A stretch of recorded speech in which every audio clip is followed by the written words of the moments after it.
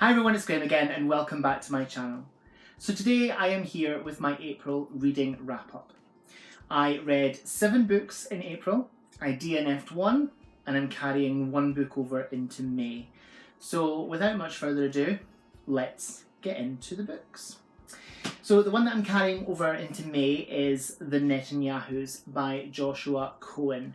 I'm about 30 pages into this and I'm really enjoying it. It tells the story of a man who is a historian. He is also Jewish, but he is not a historian of the Jews. And it tells the story of him working in the school that he works in and being on a hiring committee for students and meeting a certain Benzian or Benjamin Netanyahu, part of a very famous family. It's very funny so far, very witty, very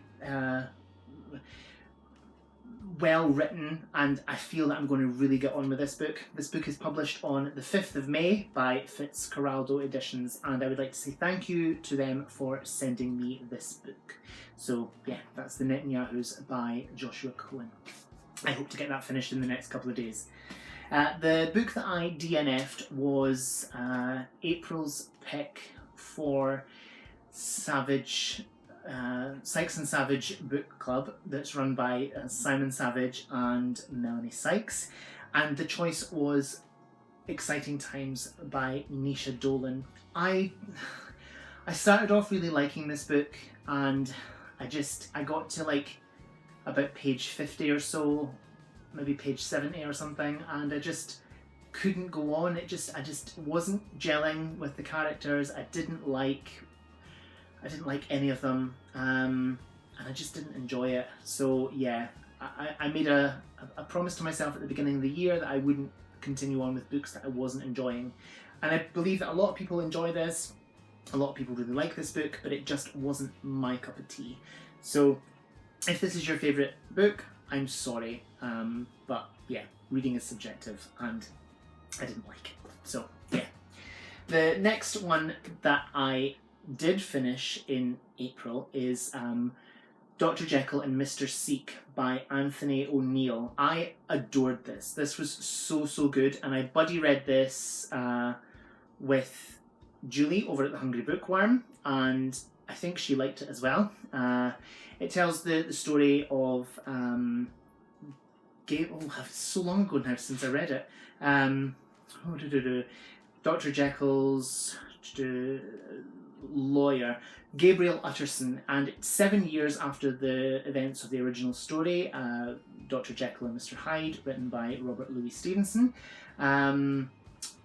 Dr. Jekyll has disappeared, he's gone, but then someone shows up to try and claim his estate, which had been left to his lawyer, and I think it's after 7 years he is legally dead, and the money and the estate and the house and all the belongings go to Gabriel Utterson. And just before that's about to happen, literally a fortnight before it's about to happen, in steps someone saying that they are Dr. Jekyll, and Gabriel Utterson is hell-bent on finding out the truth because he does not believe for a moment that it is Dr. Jekyll. And this was really good. This was such a page turner. I read this like literally in about 2 days and I just loved it. It was so good. I do need to read the original tale because I have not done so yet.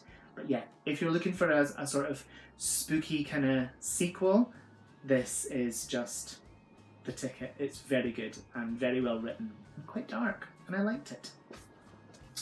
So the next one that I read, I absolutely loved. I read this with my husband, and it was for Christie Fest, which is run by Lil over at Lil's Vintage World and Julie at the Hungry Bookworm.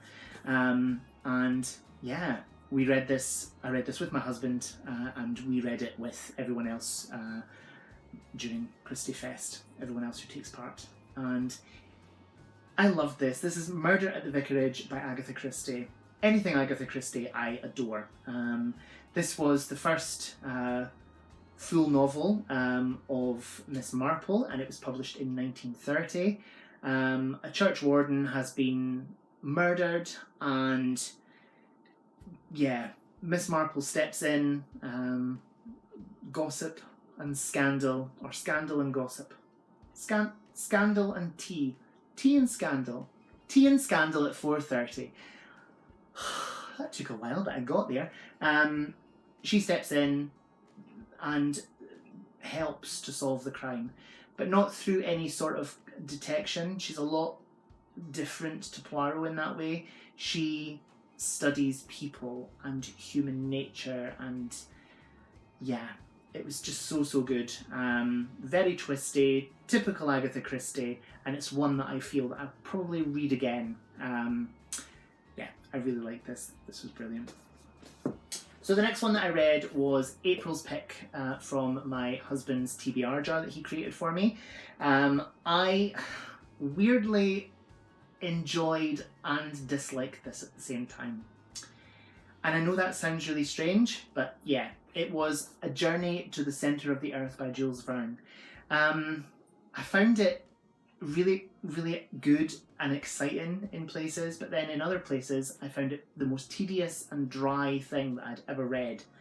But yeah, for the most part I enjoyed it, but at the same time I kind of didn't, and I know that sounds really weird, and I can feel myself like cringing at the idea of that, but this tells the story of a man and his uncle. His uncle is a scientist, and they find a piece of parchment in a book, in an ancient book, and it's in runic language, and they decipher it, and it is instructions on how to get to the centre of the earth.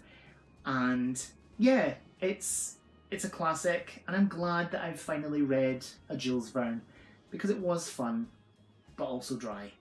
Yeah, so. Now, the next one that I read, these are in no reading order, I'm just picking them up in the order they were for when I took the thumbnail picture. So yeah, they're not in reading order. This is Ordered Chaos, as written by Nature and Fire by B.B. Holmes. This is a collection of sort of dark, macabre poetry, and I really enjoyed this. This was so good, especially the fact that when this was published, the author was only 17 years old, and this reads like someone who's had life experience, someone who has dealt with things. And at 17, I hadn't done. I was still very, very innocent and young at 17. But this was so enjoyable, very dark, very sort of gothic. And it's probably one that I will dip into again. And I believe that the author is writing some more. And I cannot wait to get my hands on those. So yeah. Then I read, I loved this. This was brilliant. This is called Crowned with Love by Barbara Cartland. I'm sorry if you can't see that there. This told the story of a young woman called Giona, who is a princess. She's in the royal family, but she's not a senior royal. She's kind of like a minor royal. And Queen Victoria marries her off to a king in a far off land, and the king is a very nasty man. She goes, but she doesn't have a good time.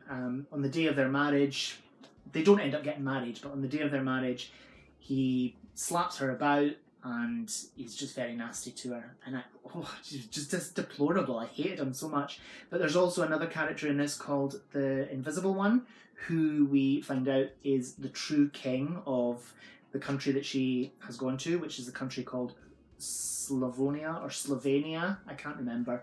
It's that long ago since I read it, but I really enjoyed this, and I have 39 more of these to read because I bought a whole set of them on eBay.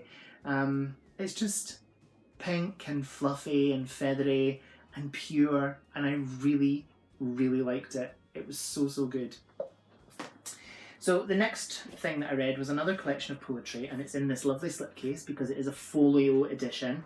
So it's got the picture of the author. I think it's a painting. It's a painting of the author on the front, and it is A Shropshire Lad by E.A. Housman. I don't know if you can see that title there. But when I take this out, I need to do some covering over because there is a nipple on show, and I don't want to be showing that on my channel. This is covered in like a nice sort of rough cloth, almost like sackcloth. It's really pretty. I can show you the inside. So it's got gorgeous artwork like this. This is basically a collection of poems by A.E. Housman, and it was first published in 1896, and it's very sort of about the nature of the place that he lives and where he was brought up, and it talks about, I think from what I got from it, it's like forbidden love and all that kind of thing. A.E. Housman was homosexual, and of course that was not the done thing in the Victorian times. It was very much frowned upon, and so secret love affairs took place. And yeah, this was beautiful, and I think it's one that I will read again because I really enjoyed it. So I'll just slip this back into its case and pop it aside. So the final thing that I read, but which was the very first thing I read in April, was this. This is Together by Luke Adam Hawker. I just absolutely adored this. This is like a picture book, an art book with very few words, and it talks about a disease or a virus, but it talks about it in the sort of sense that it's a storm and it's coming closer and it's coming towards us. It's a story about the coronavirus and 2020, basically. It tells all about, let me get it. I mean, there's a picture here of someone who is panic buying in a supermarket, and let's see, other ones. Yeah, queuing up outside supermarkets for their shopping. The artwork is just gorgeous. It's this kind of gorgeous pencil lined drawings. It's just lovely. So lockdown and everything is empty and quiet. And what was it at the end? Let's see. It was a really gorgeous picture. Okay. So this is when everyone is back together again, which still isn't kind of the case really, because our lockdown measures are just being eased, but we're still to be socially distant. So this is about an old man and his dog, and the struggles of being alone and the implications of that during a lockdown. It doesn't specifically say that it's the coronavirus. Like I said, it talks about it being an oncoming storm, and it was just beautiful, and I absolutely fell in love with this, and it's one that I will probably return to in the future. And if you haven't read this, I highly suggest and I highly recommend that you do, because it's beautiful, and it has such a lovely message of hope and of love and care, and it's just lovely. So that is my reading wrap up for April. What have you been reading recently? Let me know down below. Give me some recommendations. I'm always open to that kind of thing. Let's have a little chat. But yeah, for now, I will let you get back to your day, and I will say thank you so much for watching. Whatever you're doing, I hope you have so much fun doing it. Whatever you're reading, I hope you love it. Stay fabulous, be amazing, be yourself, stay safe, and I'll see you again soon for another video. Bye bye.